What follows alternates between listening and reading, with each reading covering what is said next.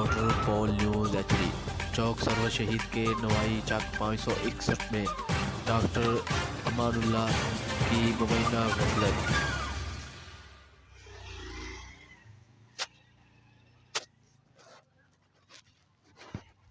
जो मैं तेन प्राइवेट ला के देना, कंजूसी ना करो, ये ठीक हो जाएगी। रोकदे वो टीका ला गया। 5 मिनट बाद गाय की हालत गैर हो गई। उस तू पिछों फोन करते रहे, उन्हें फोन नहीं चुकया। जो चुकया कहता मैं बंदा भेजना है। जिन्हें जिन्हों बंदा आया, गाय की डैथ हो गई। दोबारा दूसरे दिन वो रबता किया भी डैथ हो गई, तू साडे नाल की कीता?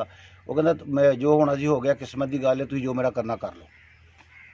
मैं शौकत हाँ 561 से रहने वाला। तो असी गां नूं सी एलर्जी माड़ी जी, वो असी जनाब टीका अगे मुहम्मद सादक नूं सद के डॉक्टर नूं उन्हें टीका लाया। एक टीका दे गया, उन्हें आखिया 8 दिन बाद ला लिओ। ये अमानुल्लाह साहब साडे चक च डिस्पेंसरी उत्थे दा डॉक्टर, तो वो आ गया कुदरती, अगे भी आउंदा आ गया। उन्हें आन के ना मुंडे मेरे ने आखिया टीका लाउना। मैं यार तेरा अब्बा प्राइवेट कंजूस बड़ा, प्राइवेट टीके लाउंदा, 400 रुपया भरो तो मैं टीका लाउना, ताड़ी गाई हुणे ठीक हो जू, एलर्जी हट जूगी। टीका लाउण तो बाद बदो बदी रोकद मैं डॉक्टर ने आखिया 7 दिन तो बाद लाउना टीका, तो हाली दिन 2 होए सी। उन्हें टीका ला के चला गया मोटरसाइकिल चढ़ के।